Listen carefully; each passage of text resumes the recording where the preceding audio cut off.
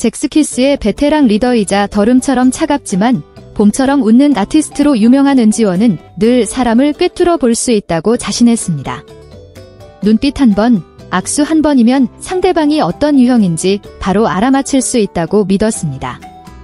그렇기 때문에 살림남 특별편 녹화 전 서진과 효정의 큰형인 박효영을 만난다는 소식을 들었을 때 지원은 스스로에게 분명한 기대를 설정했습니다. 그는 분명 과묵하고 차분한, 한마디면 족하고 두마디는 불필요한 그런 남자일 것이라고 생각했습니다. 하지만 현실은 그에게 찬물을 끼얹었습니다. 그것도 너무나 유머러스하고 예상치 못한 상황에 의자에서 넘어질 정도로 웃게 만드는 그런 찬물이었습니다. 첫 만남은 방송국 대기실에서 이루어졌습니다. 지원이 대기실에 들어섰을 때 그의 시선은 즉시 창가에 서 있는 흰 셔츠를 입고 키가 크며 다소 근엄한 표정을 한 남자에게 향했습니다. 저분이겠군의 지원은 속으로 생각하며 정중하게 미소를 짓고 인사를 건네기 위해 다가갔습니다. 하지만 그가 막 허리를 숙여 안녕하십니까? 은지원입니다. 만나 뵙게 되어 라고 말이 채 끝나기도 전에 갑자기 누군가 그의 어깨를 적 소리가 날 정도로 세게 쳤습니다. 그와 함께 마치 함성대회라도 하듯 크고 활기찬 목소리가 들려왔습니다. 와. 지원이 형 맞으시죠? 제가 중학교 때부터 형을 봤습니다. 실제로 뵈니 정말 와, TV보다 훨씬 잘생기셨습니다. 지원은 어깨 통증과 충격 때문에 그 자리에 얼어붙었습니다. 그의 머릿속에는 오직 한 가지 생각뿐이었습니다. 어라. 이 분위기는 내가 상상했던 고수 같은 느낌이 아닌데 사건은 여기서 그치지 않았습니다. 천지를 뒤흔드는 듯한 어깨치기 후에는 끝없는 이야기 보따리가 펼쳐졌습니다. 효영이 지원에 응답하라 1997분 포스터를 보다가 시장에서 바나나 껍질에 미끄러질 뻔한 이야기부터 잭스키스 전성기 시절 지원을 따라 머리 스타일을 연출했던 이야기, 그리고 지원 형처럼 멋있어지고 싶어서 랩을 독학했지만 음악 선생님에게 아침 신문 읽는 것 같다 는 비평을 들었던 이야기까지 이어졌습니다. 만남의 첫 15분 동안 지원은 딱 3마디만 했습니다. 정말입니까? 아, 그렇습니까? 그리고 하. 지원은 그저 사람이 밝고 열정적인 것이 좋은 것이라고 생각했습니다. 아마 첫 만남이라 어색함을 풀고 싶어서일 것이라고 여겼습니다. 하지만 스튜디오에 들어가고 카메라에 빨간 불이 켜지며 녹화가 시작되자 그는 여전히 희망을 품었습니다. 이제 진지한 시간이니까 분명 차분한 태도로 돌아올 거야. 완전히 틀렸습니다. 효영은 첫인사부터 이렇게 선언했습니다. 시청자 여러분, 안녕하십니까? 저는 집에서 유일하게 눈물 없이 양파를 깔 수 있고 어머니가 좋아하시는 멸치 액젓을 찾기 위해 5km를 걸어본 유일한 사람, 박효영입니다. 촬영장 전체가 웃음바다가 되었습니다. 지원은 서진과 효정에게 이 사람이 정말 너희 친형이 맞느냐는 듯한 눈빛으로 쳐다보았습니다.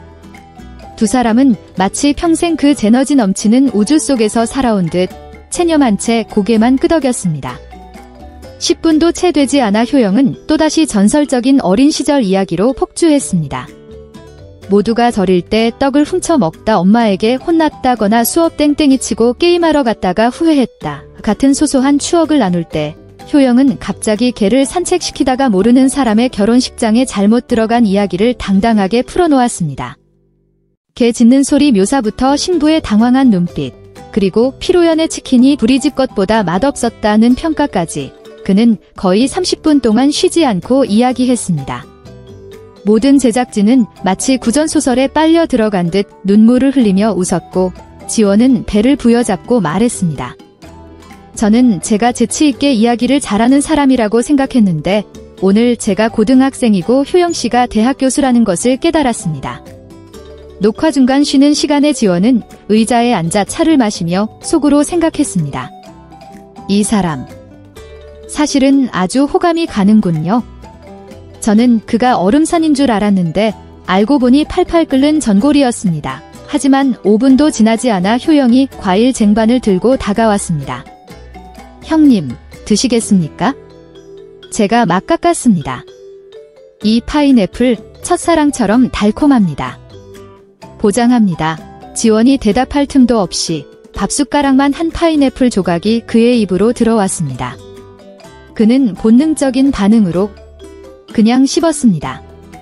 씹으면서 머릿속으로 외쳤습니다. 방금 강제로 사랑받은 건가? 녹화가 끝날 무렵 모두가 작별 인사를 나눌 때 지원은 악수를 하려고 손을 내밀었습니다. 효영은 말없이 다가와 지원을 한참 동안 꽉 껴안고 등을 쿵쿵 2번 두드리며 눈웃음을 지었습니다. 오늘 정말 감사했습니다. 내일 저희 집에서 형님 댁으로 음식을 보내도 놀라지 마십시오. 제가 꽃게탕을 끓였습니다. 지원은 그 포옹 속에서 부동자세로 서서 마치 우주에 질문을 던지듯 먼 곳을 바라보았습니다. 여기가 촬영장입니까? 아니면 요리 동아리 활동 현장입니까? 그날 저녁, 지원은 집에 돌아와 휴대폰을 켰고 효영에게서 온 메시지를 확인했습니다. 말씀드리는 것을 잊었는데 햇볕에 말릴 필요 없는 오이김치 레시피가 있습니다. 필요하시면 보내드리겠습니다. 지원은 그저 길게 한숨을 내쉬고 하트를 눌렀습니다. 사실 그때 그의 마음속에서 박효영은 그가 만났던 가장 사랑스러운 인물 중 한 명이었습니다. 명성이나 외모 때문이 아니라 숨막힐 정도로 진솔했기 때문입니다. 그 후 며칠 동안 산림남 제작진 모두가 지원과 효영의 충격적인 만남에 대해 이야기하는 것을 멈출 수 없었습니다. 한 촬영 스태프는 이렇게 회상했습니다. 지원 씨는 처음에 얼음 조각상 같은 사람을 만날 거라고 생각했는데 촬영이 끝나고 나니 함께 매운 국수를 먹으러 가자고 약속했습니다. 한 편집자는 농담 삼아 말했습니다. 효영 씨가 결혼식 이야기를 할 때 지원 씨의 표정은 2000년 잭스키스 해체 소식을 접했을 때의 표정보다 더 값졌습니다. 단순해 보였던 만남은 웃음과 따뜻함으로 가득 찬 잊지 못할 추억이자 놀라움이 되었습니다. 지원은 이후 한 기자 간담회에서 이렇게 인정했습니다. 저는 이 업계에서 많은 사람을 만났지만 효영 씨는 첫 10분 만에 저의 모든 편견을 재설정하게 만든 몇 안 되는 사람 중 한 명입니다. 그는 마치 김이 모락모락 나는 전골 같습니다. 차가워 보이지만 뜨겁고 싱거워 보이지만 맛이 깊습니다. 그리고 가장 중요한 것은 한번 맛보면 중독된다는 것입니다. 그 이후로 지원과 효영의 우정은 프로그램이 끝난 후에도 계속되었습니다. 그들은 가끔 메시지를 주고받으며 안부를 물었고 한 번은 지원이 박씨 가족의 요리 브이로그에 깜짝 등장하여 효영 옆에 앉아 김치찌개를 먹으며 이렇게 말했습니다. 저는 과묵한 야쿠자 두목을 만난 줄 알았습니다. 이제 보니 슈맨십 넘치는 셰프를 만난 것이었습니다.